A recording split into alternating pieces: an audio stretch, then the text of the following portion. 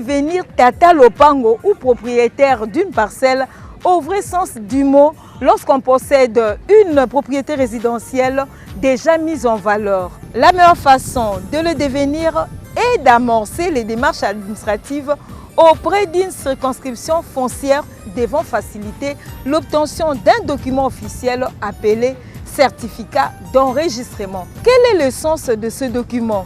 Quelle est sa garantie, sa validité? Qui peut l'obtenir? Un expatrié a-t-il le droit d'obtenir un certificat d'enregistrement? Suivez les réponses. Le certificat d'enregistrement, vous devez savoir qu'il a remplacé les livrets de logeurs. Un certificat d'enregistrement, c'est un titre de propriété qui couvre un fonds, rien, ou une parcelle.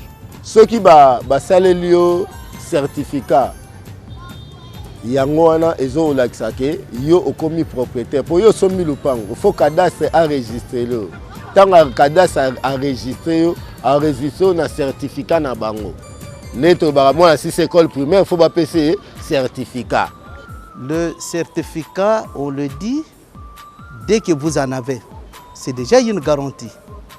C'est ça sa validité, c'est ça la valeur, parce que vous avez les titres qui justifie votre droit de propriété sur un fonds. Qu'est-ce qu'un certificat d'enregistrement?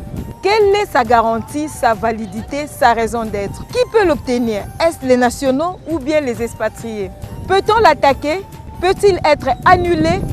Comment se présentent les certificats d'enregistrement? L'expert en la matière répond.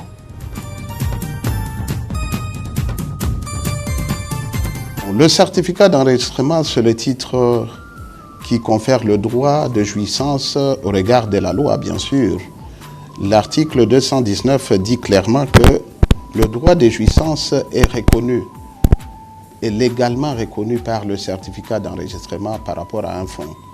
En des termes simples, lorsque vous avez construit une maison, pour que vous puissiez avoir le document officiel de votre maison en République démocratique du Congo, il faut passer chez le conservateur de titres immobiliers pour demander l'obtention de vous établir le certificat d'enregistrement. Et c'est à ce moment-là que vous avez le titre légal reconnu par rapport à votre fonds et par rapport aussi à votre propriété. C'est l'acte qui prouve que vous êtes détenteur d'un espace et d'une propriété. Et ce certificat, on peut l'utiliser par rapport à plusieurs activités. Vous pouvez amener ce certificat en banque et dès que vous êtes à la banque ne va pas vous demander de déplacer votre maison en garantie, mais la banque va recevoir le certificat parce que c'est le titre légal reconnu en République démocratique du Congo. Le certificat d'enregistrement peut être obtenu par tout le monde, par une personne physique de nationalité congolaise ou une personne morale établie au Congo, ou encore une personne physique de nationalité étrangère. Mais le certificat est obtenu sous deux formes. La première forme, tout Congolais qui a réalisé une mise en valeur sur un fonds, sur un terrain, il obtient un certificat. Le certificat qu'il obtient d'enregistrement, c'est sur une concession perpétuelle, quand c'est vous et moi, Congolais. Mais lorsque on est étranger, on obtient un certificat d'enregistrement de concession ordinaire. Ce certificat a un délai et il est renouvelable. Il a un délai de 25 ans et les 25 ans ne veut pas dire qu'on limite les étrangers à avoir les titres ou à renouveler. Ils peuvent renouveler autant de fois que cela est possible ou cela est demandé et le conservateur est tenu à renouveler le certificat d'enregistrement en concession ordinaire tous les 25 ans. Le certificat d'enregistrement peut être annulé par le conservateur lui-même. Mais il a un délai. Et le délai dans lequel le conservateur peut annuler le certificat d'enregistrement, c'est le délai de 2 ans. Et que 3 mois après ou 4 mois après, on se rend compte que ce certificat d'enregistrement a été établi sur base des éléments faux, le conservateur peut revenir sur sa décision. Il annule le certificat d'enregistrement.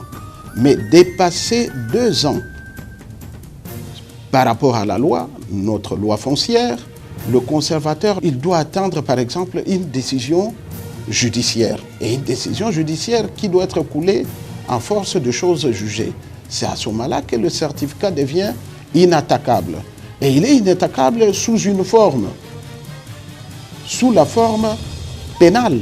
Mais il n'est pas attaquable sous la forme civile, parce que le certificat est réputé inattaquable de par la loi.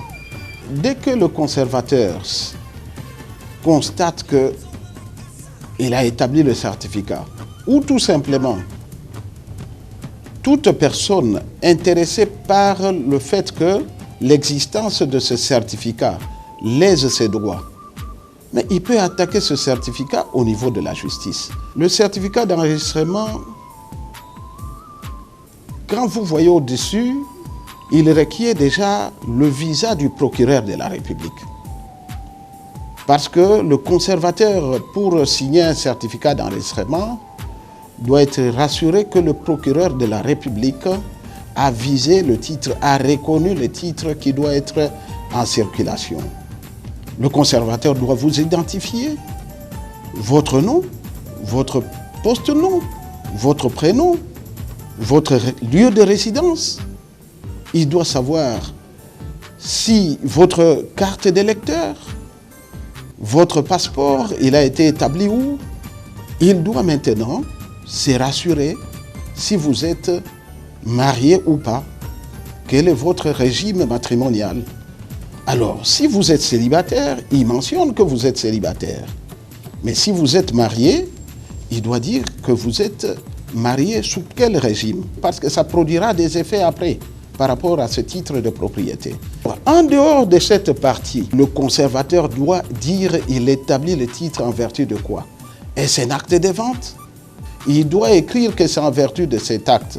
Et finalement, cet acte est reçu au registre journal. Parce que le conservateur, il joue le rôle du notaire. Il doit dire, en vertu de cet acte, est reçu par moi-même au registre journal sous le numéro d'ordre général et sous le numéro d'ordre spécial. Parce que ce sont là les références maintenant qui permettent au conservateur de signer après le certificat d'enregistrement. Et enfin, c'est la partie technique. Il doit dire le terrain est situé à tel endroit, du plan cadastral de telle commune, de tel territoire. Il doit donner la superficie de ce terrain et il doit dire qu'il annexe sur ce certificat un croquis à une échelle bien déterminée. Sur ce croquis, il y a l'immeuble que vous avez construit et si c'est une maison, il ajoute aussi les dépendances, s'il y a des dépendances. Et vers la fin, il signe comme conservateur. Lorsque, par exemple, le conservateur constate qu'il s'est trompé sur le nom, sur la date de naissance ou sur un élément du contenu, il fait le renvoi sur le même certificat. On ne falsifie jamais le certificat d'enregistrement. On renvoie, on barre le mot qu'on a constaté à corriger et on corrige vers le bas et le conservateur est tenu de signer encore une fois pour reconnaître qu'il a barré et il a rectifié. Le certificat d'enregistrement, c'est ça le titre qu'il faut avoir. Il ne faut pas chercher à vivre avec des documents qui n'ont aucune valeur légale. Il faut avoir le certificat d'enregistrement pour être sûr d'être propriétaire. Vous n'êtes pas propriétaire tant que vous n'avez pas de certificat d'enregistrement. En plus, en dehors d'avoir seulement le certificat d'enregistrement, vous devez vous rassurer que ce certificat d'enregistrement, vous l'avez eu auprès du conservateur de titres immobiliers de la circonscription où se trouve votre fonds, votre terrain. Vous ne devez pas, comme les gens en ont l'habitude, de dire à un commissionnaire « allez me chercher le certificat d'enregistrement ».